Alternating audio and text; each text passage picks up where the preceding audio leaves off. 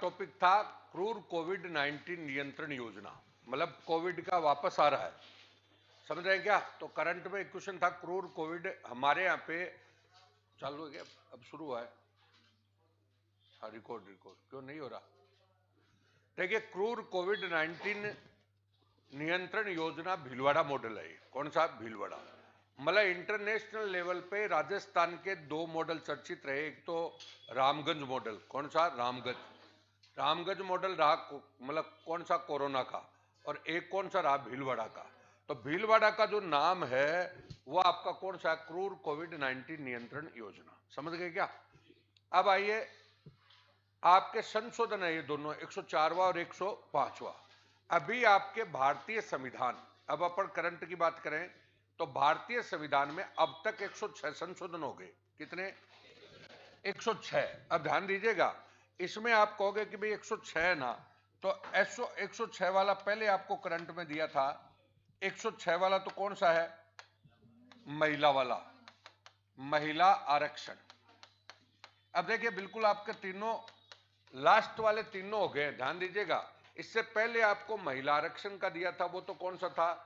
106वां। 106 तेरे पास नहीं है क्या पेपर तेरे पास फिर कहा है?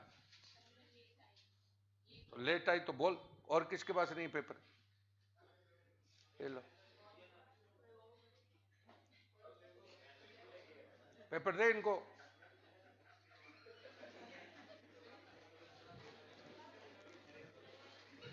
कहानी खराब है, क्या करें? उसका पेपर ले रही है, गड़बड़ है बहुत। देखिए आगे, 106वां संविधान संशोधन, ध्यान दीजिएगा, बात नहीं भाई। 106वां संविधान संशोधन है नंबर 1। अरे बात नहीं, 106 में लास्ट हो गया। अब तक कॉन्स्टिट्यूशन में आपका इंपॉर्टेंट क्वेश्चन है, क्योंकि लास्ट का संशोधन है ना, वो वैसे पॉलिटिकल साइंस का भी क्वेश्चन बनता है और वैसे किसका बनता है? करंट का भी। तो 104 तो है, ध्यान दीजिएगा, 104 तो है, विधानसभा में आंगल भारतीयों की सीटों का आरक्षण क्या कर दिया? समाप्त। अब ये भी आप समझ लीजिए, यहां पे एंग्लो इंडियन होते थे, अपन पढ़ते हैं, देखो एंग्लो इंडियन, ये एंग्लो इंडियन। तो एंग्लो इंडियन का आरक्षण था लोकसभा में तो 2 सीट। लोकसभा में तो कितनी सीट थी? 2। लोकसभा में तो कितनी सीट थी? 2। और विधानसभा में आवश्यक हो तो 1 सीट। कौन सी? 1। तो ऐसे सीटें थी, तो वो लोकसभा में तो मनोनीत कितने करते थे? 2। और विधानसभा में कितने करते थे? 1। समझ गए क्या? वो एंग्लो इंडियन जो थे, उनका आरक्षण क्या कर दिया? समाप्त। आपको मैंने बताया भी था कि भाई एंग्लो इंडियन होते क्या है, तो वे भारतीय नागरिक जिनके पिता या पितामह, मतलब कौन हो? भारतीय, यूरोपीय मूल के हो, यूरोपीय मूल के हो। समझ रहे हैं? अब ये आपकी परिभाषा, ध्यान दीजिएगा, 2 मिनट के लिए 2-3 चीजें होंगी, मैं वापस बोल रहा हूं। इसकी परिभाषा यह है कि भाई, जैसे सीधी भाषा में बात करें तो हमारे यहां पर यूरोप से ईस्ट इंडिया, मतलब यूरोप से व्यापार करने के लिए 4 लोग आए थे। यूरोप से व्यापार करने के लिए कौन लोग आए? 4। एक तो आए डच, एक आए फ्रांसीसी, एक आए पुर्तगाली और एक आए अंग्रेज। 4 लोग व्यापार करने के लिए आए। अब वो व्यापार करने यहां पे आए ना, तब उन्होंने यहां की महिलाओं से क्या कर ली? शादी। तो पुरुष तो कौन हो गए? यूरोप वाले। और महिला कहां की होगी? इंडिया वाली। अब इंडिया वाली जो महिला है, तो वो बाद में यहीं पर बस गए और उसकी संतान है ना, वो क्या कहलाई? Anglo Indian. समझ गए क्या मेरी बात? तो पिता वाला ग्रुप आएगा। कौन सा? पिता। तो बहुत से स्टूडेंट गलती करते हैं, वो एक तो ये कहते हैं कि कोई विदेशी हो। समझ गए? तो विदेशी शब्द नहीं है, एक तो यूरोप आएगा, नंबर 2 कौन सा आएगा? पिता वाला। कौन सा? पिता। तो वो एंग्लो इंडियन, उनकी संख्या क्या थी? कम। तो उनको लोकसभा में और विधानसभा में क्या दिया गया? आरक्षण दिया गया कि 2 सीट तुम्हारी ऐसे बनाई जाएगी, यहां पे विधानसभा में 1 सीट दी जाएगी। तो आरक्षण अब समाप्त कर दिया। आ गया क्या समझ में? मेरी बात क्लियर होगी? तो ये पॉलिटिकल साइंस की दृष्टि से भी इंपॉर्टेंट है और करंट में भी इंपॉर्टेंट है। अगला देखिए, सामाजिक रूप से आर्थिक वर्ग के पिछड़े वर्ग को चिन्हित करने के लिए तो ये इसका मतलब 105वां। कौन सा? 105। इसका मतलब यह है कि सामाजिक आर्थिक पिछड़ापन का मतलब समझते हो? ओबीसी, कौन सी? ओबीसी, मतलब ओबीसी को राज्य घोषित कर सकेगा, ये पावर दे दिया कि किसको ओबीसी में लाना है और किसको नहीं लाना है, ये कौन घोषित कर सकेगा? राज्य। कौन कर सकेगा? तो इसके लिए संशोधन कौन सा किया है? 105। समझ रहे हैं क्या? अब ध्यान से सुन लो, एससी एसटी है ना, एससी और एसटी, सुन लो, एससी एसटी को तो घोषित करता है राष्ट्रपति। कौन घोषित करता है? राष्ट्रपति। भाई कोई जाति एससी में आएगी या एसटी में आएगी, ये घोषणा तो कौन करेगा? राष्ट्रपति। कौन करेगा? और यहां पर ओबीसी वाली घोषणा को राज्य सरकार को अधिकार दे दिया। कौन सा संशोधन? 105वां। 105वां। बोलो क्लियर है क्या? तो थोड़ा समझ के पढ़ो इनको चीजें, ये कोई पेपर थोड़ी है, नोट्स है मतलब जी। तो अब सुनो, 104 में कौन सा हो गया? Anglo Indian. कौन सा? Anglo Indian. 105 में कौन सा हो गया? ओबीसी आरक्षण। कौन सा? ओबीसी वाला। और 106 में कौन हो गया? महिला। कौन हो गया? महिला। महिला आरक्षण। कौन सा? महिलाओं को संसद में कितना आरक्षण दिया? 33। कितना %? 33। तो ये 3, 104, 105, 106, ये नवीनतम संशोधन है। कौन से? नवीनतम। क्लियर हो गया? तो तीनों संशोधन आ गए। अब आइए आगे। राजस्थान में आर्थिक उन्नयन हेतु कौन सी संस्था गठन की गई है? अब सुन लो, अब ध्यान दीजिएगा। अब अथवा तो एक चीज समझनी है, समझे बगैर जाओगे तो कुछ भी पता नहीं चलेगा। इससे पहले राजस्थान में अशोक गहलोत के समय, सुन लो,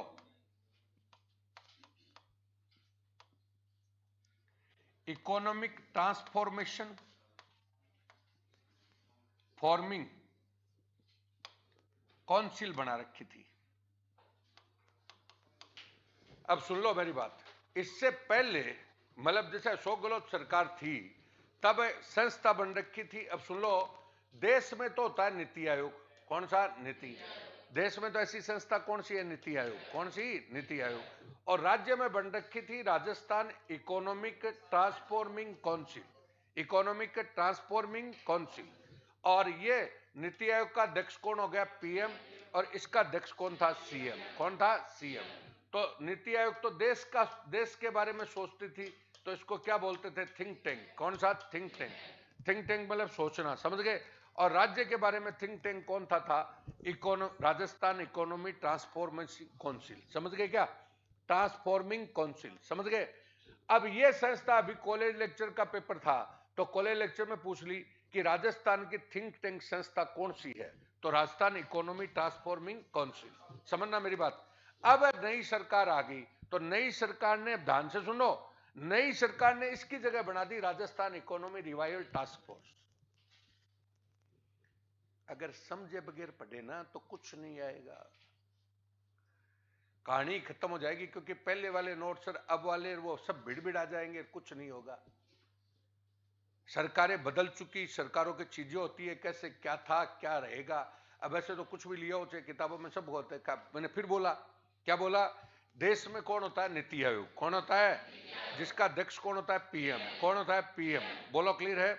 नीति आयोग का अध्यक्ष कौन है? पीएम। हो गया। अब पीएम है वो देश में सोच विचार करके नीतियां बनाता है। समझ गए क्या? तो देश का तो थिंक टैंक कौन हो गया? नीति आयोग। कौन हो गया? नीति आयोग। हो गया। राज्य का थिंक टैंक कौन हो गया? Rajasthan economy transforming council. समझ गए? इसका अध्यक्ष कौन है? सीएम। कौन है? सीएम। अब ये सरकार में, अशोक गहलोत सरकार में तो ये संस्था काम करती थी। अब नई संस्था आई है Rajasthan economy revival task force. समझ गए क्या? और इसका अध्यक्ष भी कौन होगा? सीएम। ये लो ऑटोमेटिक होता है। आ गया क्या समझ में? सारी आ गई। अब थोड़ा सा भी ध्यान इच्छुक होगा तो गड़बड़ होगा, समझो चीज को। आगे अब आइया, बालिका महिलाओं से छेड़छाड़ और अपराध की प्रभावी रोकथाम के लिए प्रत्येक जिले में प्राथमिकता के आधार पर सार्वजनिक स्थलों पर बालिका छात्रावासों और नारी निकेतनों में सीसीटीवी कैमरे लगाए गए हैं। तो कौन सी योजना? लाडली सुरक्षा योजना। लाडली सुरक्षा अब की बार के बजट में डाली गई है, पहले बताया था। अब आइए, उदय योजना का संबंध है विद्युत से। अब उदय को देख लो, विद्युत है, विद्युत को ध्यान दीजिएगा, पहले भी दिया था। यह है डिस्कॉम, जानते हो?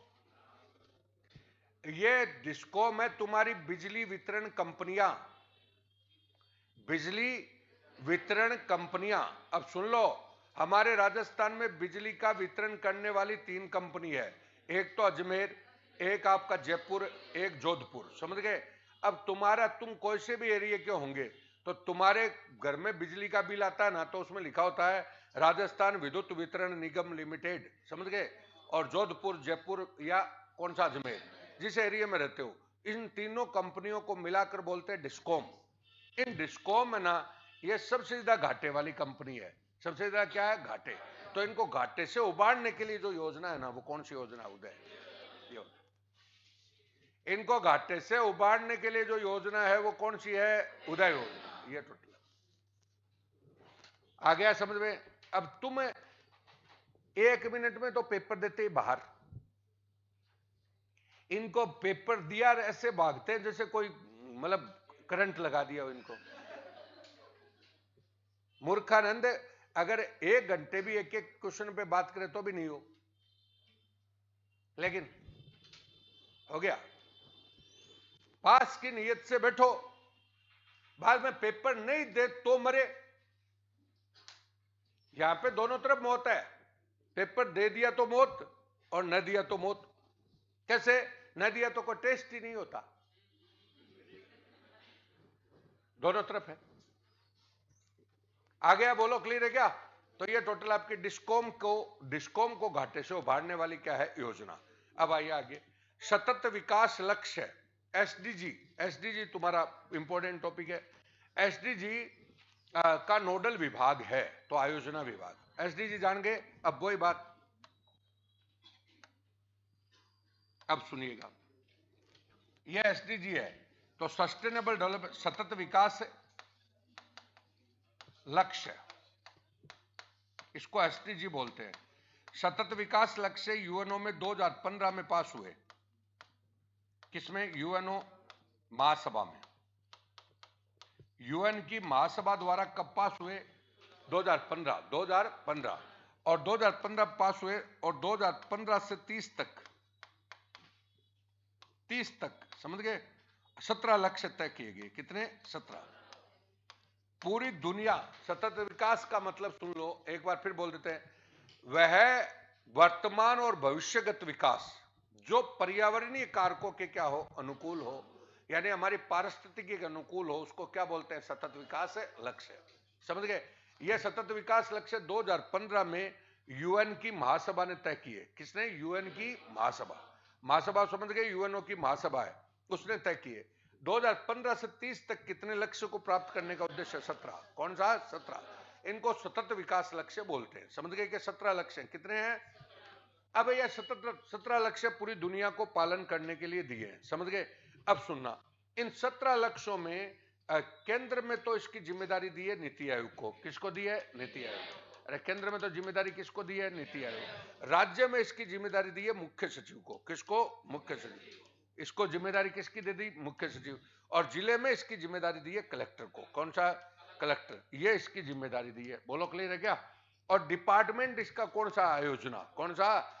और प्रत्येक वर्ष कौन सा जिला बेटर काम करता है, उसके लिए राजस्थान एसडीजी स्टेटस रिपोर्ट पर संस्करण जारी होता है। यह पहला संस्करण 2018 में जारी हुआ था और यह प्रत्येक वर्ष जारी होता है कि कौन से जिले का कौन सा स्थान है। समझ रहे हैं क्या? समझे कि नहीं समझे? मैं फिर बोल दूं, सतत विकास का मतलब होता है कि ऐसा विकास जो भविष्य में भी सुरक्षित रहे, उसको क्या बोलते हैं? सतत विकास। समझ गए क्या? अब सतत विकास में तय करने वाली संस्था यूएनओ की महासभा। यूएनओ की महासभा ने कब किया? बोलो, 2015 में यूएनओ की महासभा ने क्या किया? तय किया। क्लियर है क्या? यूएनओ की महासभा ने 2015 से 2030 क्लियर है क्या? कितने लक्ष्य तय किए? 17। कितने किए? 17। इसकी जिम्मेदारी केंद्र में किसको दी? नीति आयोग को। राज्य में किसको दी? मुख्य सचिव को। और जिले में किसको दी? कलेक्टर को। बात को समझ लीजिए। कई बार क्वेश्चन ऐसे भी आ जाता है कि भाई एसडीजी का क्रियान्वयन समिति का अध्यक्ष राज्य का कौन है? तो कौन है? मुख्य सचिव। और जिले का कौन है? कलेक्टर। अब ये मतलब इनको जिम्मेदारी दे दी, प्रत्येक साल में इनकी स्टेटस रिपोर्ट जारी होती है। प्रत्येक साल में क्या होती है? स्टेटस, जो कब से हो रही है? 2018 से। 2018 से। इसको डील करने वाला डिपार्टमेंट कौन सा? आयोजना। कौन सा? आयोजना। अब स्टेटस रिपोर्ट में अब की बार जैसे स्टेटस रिपोर्ट आने वाली है कि भाई उसमें आएगा कि भाई पहला स्थान कौन से जिले का रहा है, तो वो आपको याद होना चाहिए। अब ये पता होंगी तभी तो पता चलेगा। पिछली बार कौन था? अरे एसडीजी रिपोर्ट का पहला नंबर किसका था पिछली बार? सिक्कर का। जानता ही नहीं तो सिक्कर झुंझुनू सब एक है। इतनी बातें हैं इनमें। 5-8 क्वेश्चन हैं अभी। अब खाली बताऊंगे क्या किया समीक्षा? बताऊं? खाली इतना ही किए करा है।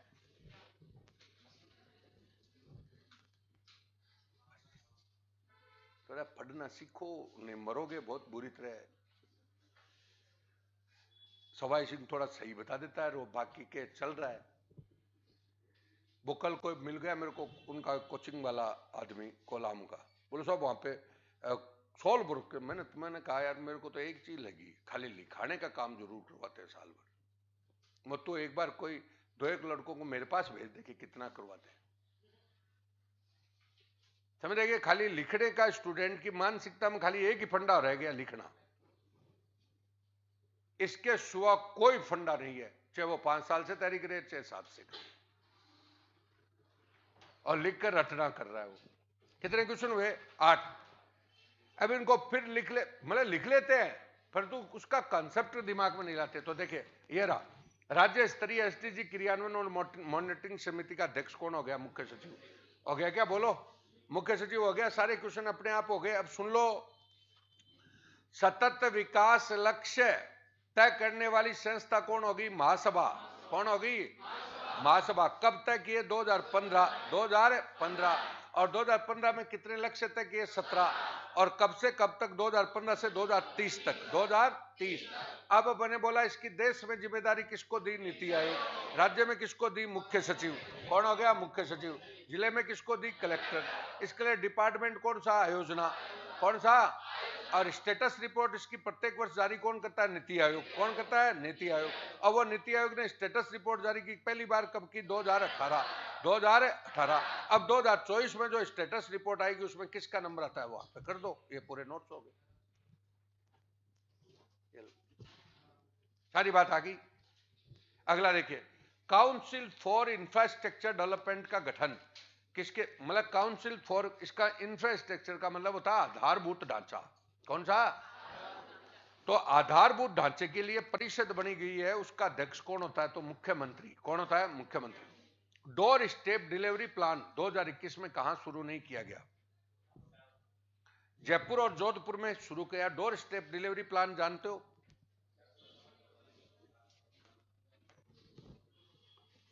बोलो।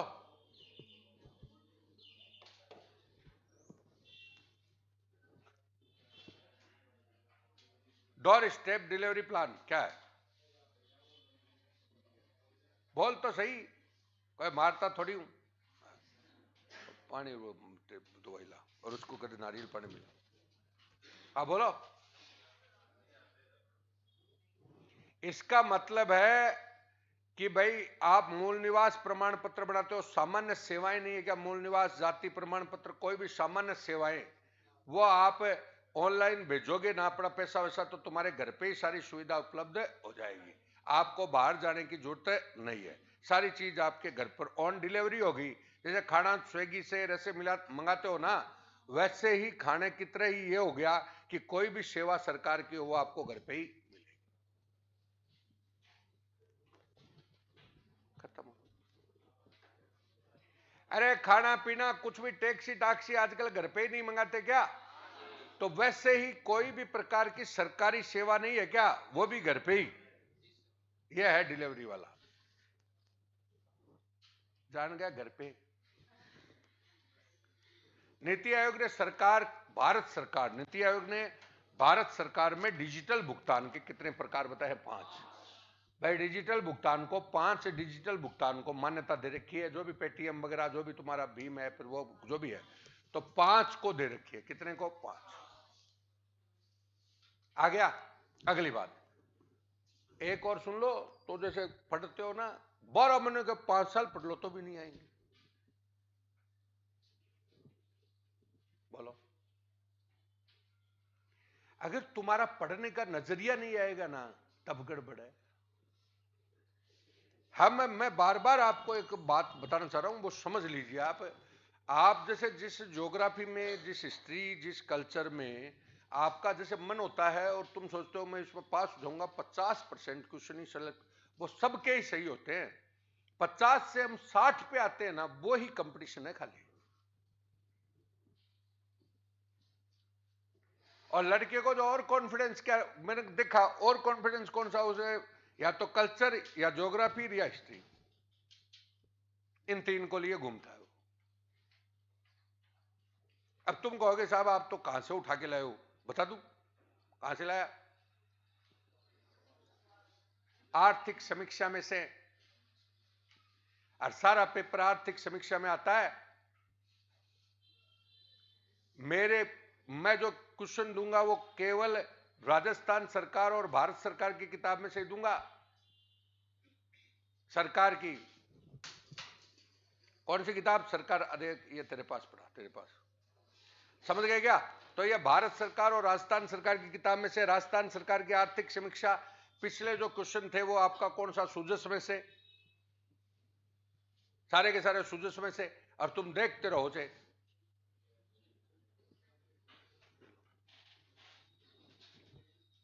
अरे तुम कोई 5-7 साल से तैयारी कर रहा है उसको भी दिखा देना। हाँ, काय को बंद कर दिया? अरे चल रहा है, तो पहले ही करता रहता है, उससे क्या मतलब है? हाँ बोलो भाई, क्लियर है क्या? आगे चलो। अब आओ जन आधार योजना, सुनो। अब आइए डीबीटी सलाहकार बोर्ड, डीबीटी सलाहकार बोर्ड का गठन 5 अक्टूबर 2021 को किया गया। डीबीटी जान गए क्या? डायरेक्ट बेनिफिट ट्रांसफर, आजकल सबसे ज्यादा इंपॉर्टेंट है डीबीटी। तो डीबीटी सलाहकार बोर्ड का गठन 5 अक्टूबर 2021 को किया गया। डीबीटी डायरेक्ट बेनिफिट ट्रांसफर, समझ गए क्या? आपके जो भी पैसा, तुम्हारी छात्रवृत्ति वगैरह, ये सब डीबीटी के माध्यम से ही आती है। तो पहली बात तो ये बताओ, डीबीटी योजना है वो पहली बात तो कब शुरू हुई? 2013 में।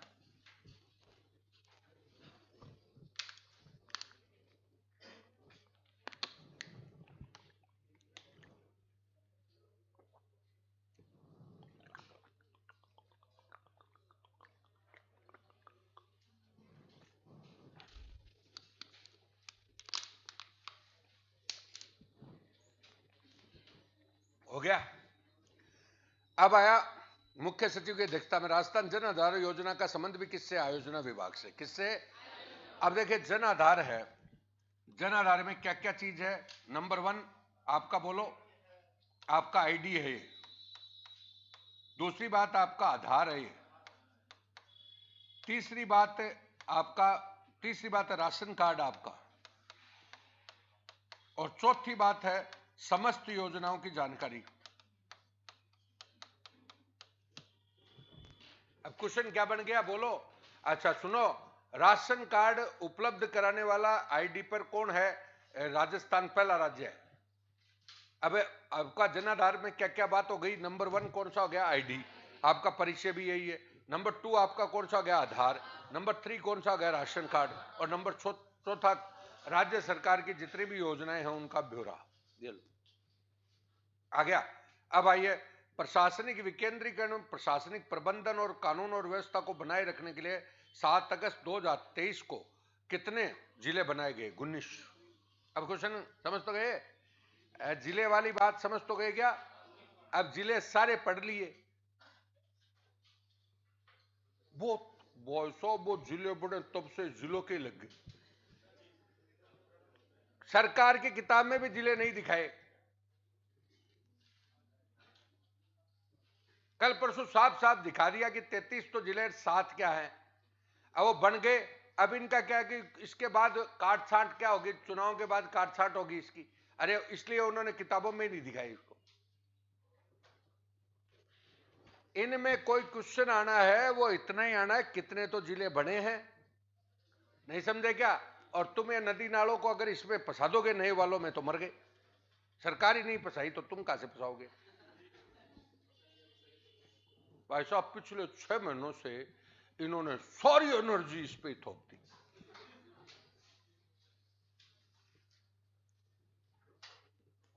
कितनी विडंबना देखो।